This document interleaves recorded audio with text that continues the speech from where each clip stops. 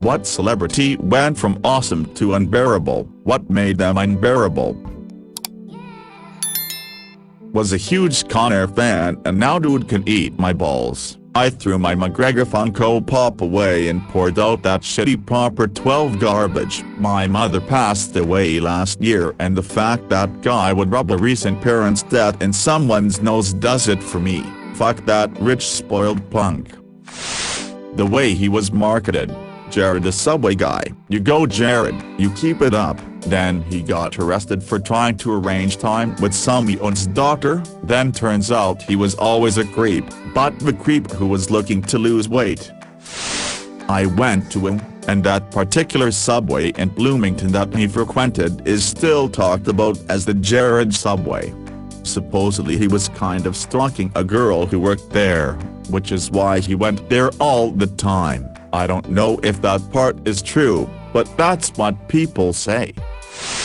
Bill Cosby, rape. As a Philadelphian who grew up on The Cosby Show, finding out what a piece of garbage our hometown America's dad really was goddamn painful. I don't know if he was always like that or if wealth and fame made him feel entitled, but it definitely tainted a bunch of otherwise positive childhood memories. Plus, you know, the general horror that comes with knowing rape happened and that the perp got away with it. As an aside, I've driven by his house a couple of times since his release. To all the reporters who left their red Solo cups on the side of the road after covering his getting out, fuck you guys, nature didn't rape those women.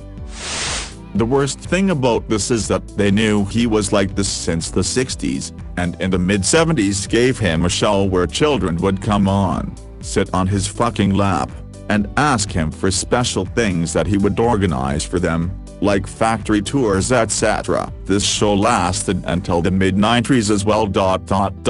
WTF. It's one thing to know someone is a pedo and not say anything, but it's a whole other thing to then enable his behavior by giving him a show that was literally a revolving door of young people to prey on. James Corden. He used to be a really funny and witty guy. Gavin and Stacey is still holds up, and even his bad stuff like lesbian vampire killers could still be and enjoying watch. While he could get a bit odd, he was still himself. He was authentic and you could appreciate it. Ever since A League of Their Own started to get traction, you can literally watch him change and morph his personality into this fake as fuck, self-righteous, egotistical asshole season by season. He literally sits there with world-class athletes and has somehow convinced himself he's better than them because he a talk show in America. I will never understand how the Americans find him so appealing. Ask any Brit for their opinion of James Corden and they will have a similar one to me. Dude's a dickhead. Edit. Thanks to this post I have learned that James Corden is hated just as much if not more by the Americans as us. It has really revived my faith in humanity. Like I have said in a comment, I do sympathize with you. However, he is your problem now and I must insist you keep him. I didn't get Viva la Bam, so the premise is that he is an adult who lives with his parents and is a giant asshole to them for not reason. There was an episode where they all went to an uninhabited island in a lake and his parents left with the boats and he was stuck there for a few hours. He spent the entire time throwing a huge tantrum, like, you apparently pranked them non-stop and can't handle them pranking you back. The teens watching the show thought it was hilarious because all they saw was he gets to do all these crazy pranks on his family and it's hilarious. Look how pissed his mom is. I wish I could say that to my parents. As I got older I realized that his parents weren't assholes, he was the asshole. They just dealt with his antics because they were on a TV program and were the brunt of all of his shenanigans. Sure, the parents weren't exactly angels either, but didn't deserve any of the shit Bam did to them. Did you see that IG video where he's buying all sex toys for his wife and is speaking to her horrifically, and I'm pretty sure Chuck saw the toys at her when she sat in the car? She just doesn't look like it's banter or anything. was so sad to see. He's clearly in need of help, but he's got people enabling him left, right and center, so he just continues to act like a twat. They released a Thrasher video with him recently and he actually seems likable in it. He just needs to focus on that. Turns out it was filmed before his whole meltdown with the Jackass crew. That recent podcast he was in didn't help make things any better with his situation. The Jackass crew and CKY/Viva La Bam crew was what I watched religiously as a kid, so yay, it was a real bummer when things with Bam got worse.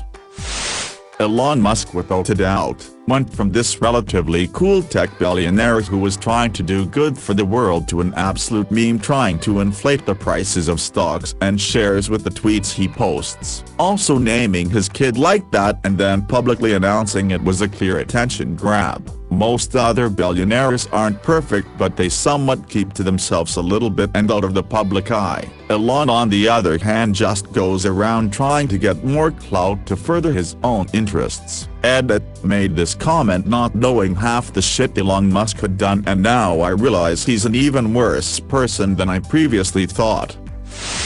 He went off the rails during that Thai cave boy thing when he wanted to make the stupid submarine that absolutely would not have worked. Then he doubled down and tried to slander one of the people working on the rescue because he was miffed about it. Imagine, you make this sub, talk the Thai government into letting you use it, you put one boy in it alone and then this fucking thing gets stuck. What then? If a diver is trailing it, if he can't get it unstuck, he has to go back to the cave and be trapped. If a diver is accompanying it in front and can't free it, he has to leave it where it is, and complete the hours-long dive alone and then send someone back for the kid and hope he didn't die a horrible death. It was a stupid fucking idea, and Musk threw a hissy fit because people didn't want to do it. That told me a lot about the guy right there. His Solar City thing seems to be a straight-up scam. And I doubt he's still in business with Tesla without government assistance. The SpaceX thing is interesting and seems to have some sort of viable future,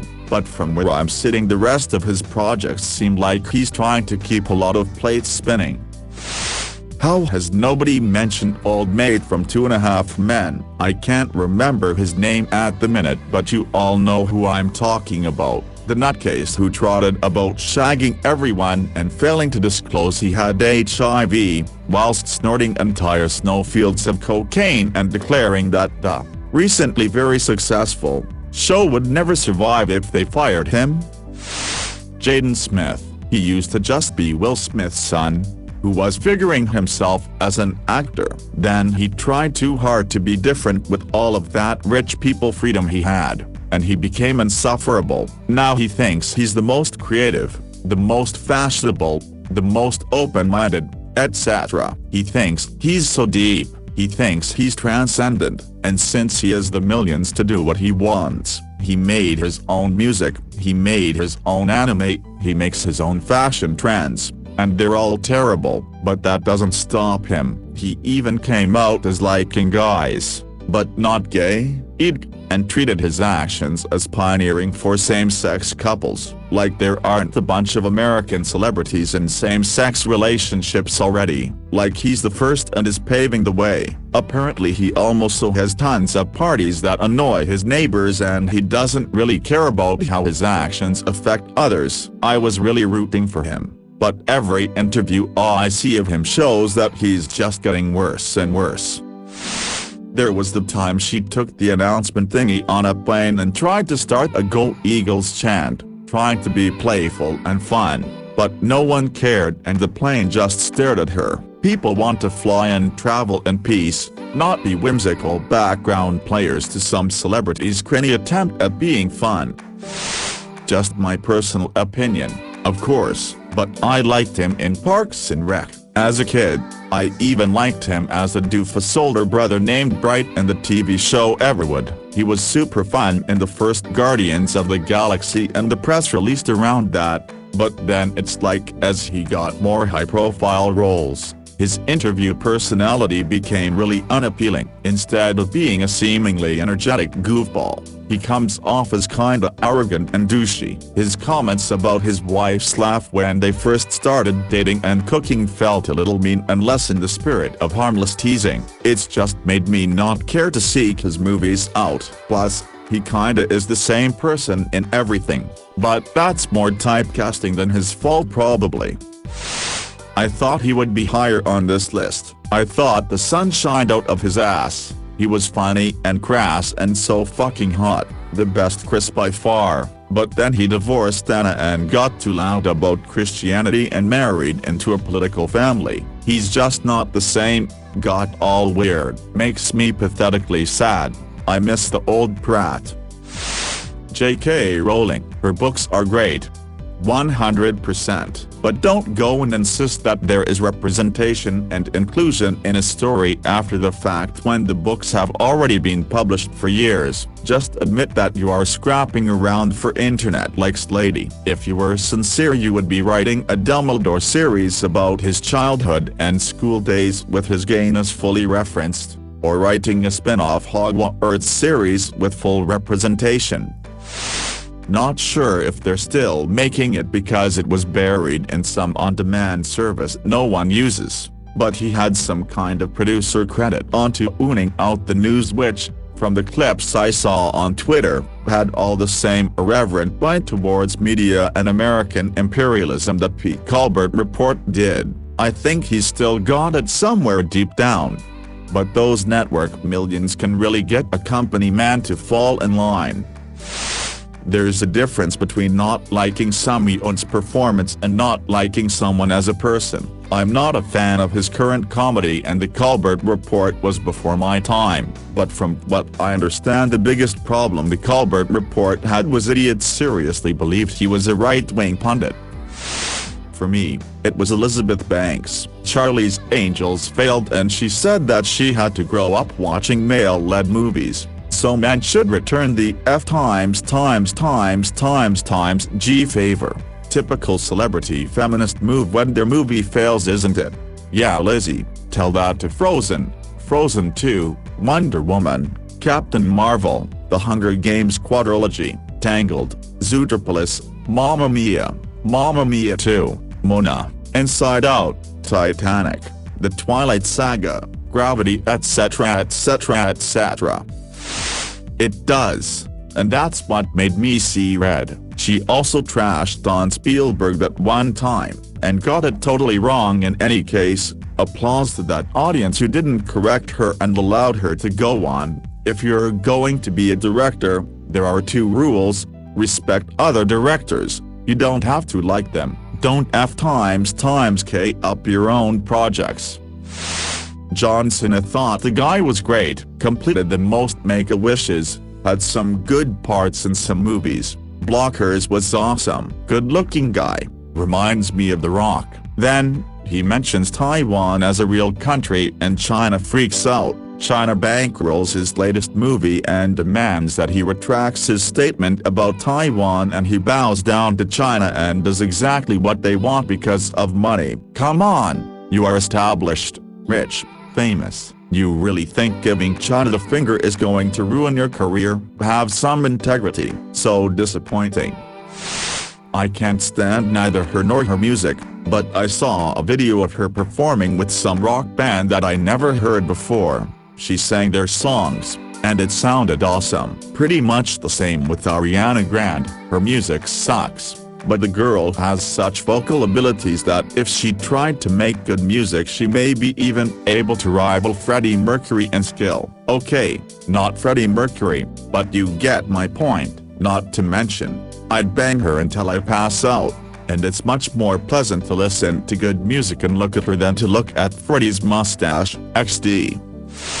I remember a period where Chip and Joanna Gaines were untouchable. Everyone's favorite wholesome couple, the goals, the people who lived their dream, the ultimate escapist fantasy. Then it was revealed that they attend an anti-gay church and they refused to comment on whether they'd have a gay couple on the show. Chip wrote a weird blog post that tried to say something about the situation but managed to say nothing.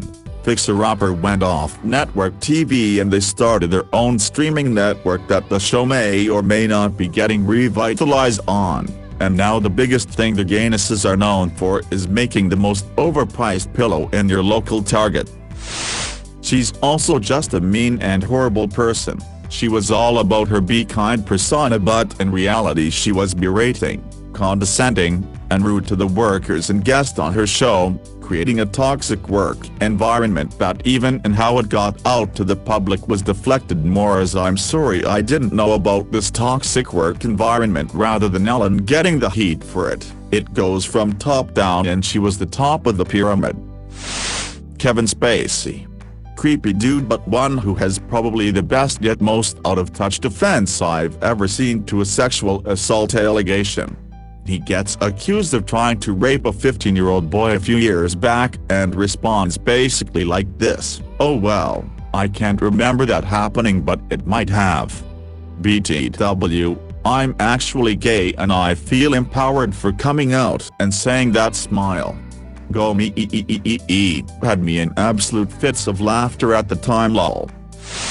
Ricky Gervais, the guy created two of my favorite shows ever, The Office and Extras. Both Christmas specials still rock my world to this day. His partnership with Stephen Merchant was so good, and their podcast also brought so much joy to my life. Then he started becoming active on Twitter. His distaste for religion is so annoying. Like, we get it, dude. You do not believe in God. Great. No one cares that much, but his constant mockery is truly tiresome. Then he started doing stand-up. He has zero stand-up experience, and you can tell. Plus, he takes aim at the lowest hanging fruit, fat people, racists, etc., and does not have anything nuanced to say about anything. Then he released Derek. The less said about that, the better. Sadly, I really cannot rock with Gervais anymore. I find him to be, to use a word the op uses, unbearable. Fortunately,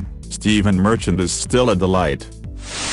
I really don't like those selfies either. I've heard good things about Afterlife, but avoided it due to the above. However, I'll give it a shot. I know it's more on the dramatic side, which I think RG can do really well. Even those comedy shows have a lot of moments of pathos. However, just had grown cold on him. We'll check it out.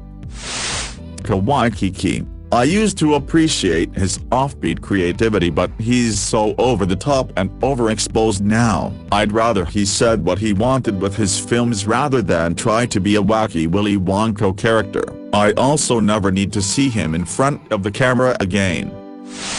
Chris Pratt. He was so cool and in everything and a super chill guy. Divorces Anna Faris and suddenly it becomes clear how religious this dude is. Like a homophobic amount. His coolness was apparently just Anna Faris all along. Craig Thompson went from member of the Van Oss crew, showing up and being a funny guy, to being a solo where trash talked his old friends, to being exposed by messaging minors asking them to send nudes and try to show his minilab to them. Oh, and he is manipulative shit. I didn't get Viva la Bam, so the premise is that he is an adult who lives with his parents and is a giant asshole to them for not reason. There was an episode where they all went to an uninhabited island in a lake and his parents left with the boats and he was stuck there for a few hours. He spent the entire time throwing a huge tantrum, like, you apparently pranked them non-stop and can't handle them pranking you back. The teens watching the show thought it was hilarious because all they saw was he gets to do all these crazy pranks on his family and it's hilarious. Look how pissed his mom is. I wish I could say that to my parents. As I got older I realized that his parents weren't assholes, he was the asshole. They just dealt with his antics because they were on a TV program and were the brunt of all of his shenanigans. Sure, the parents weren't exactly angels either, but didn't deserve any of the shit fam did to them. Did you see that IG video where he's buying all sex toys for his wife and is speaking to her horrifically, and I'm pretty sure Chuck saw the toys at her when she sat in the car, She just doesn't look like it's banter or anything. Was so sad to see. He's clearly in need of help, but he's got people enabling him left, right and center, so he just continues to act like a twat. They released a Thrasher video with him recently and he actually seems likable in it. He just needs to focus on that. Turns out it was filmed before his whole meltdown with the Jackass crew.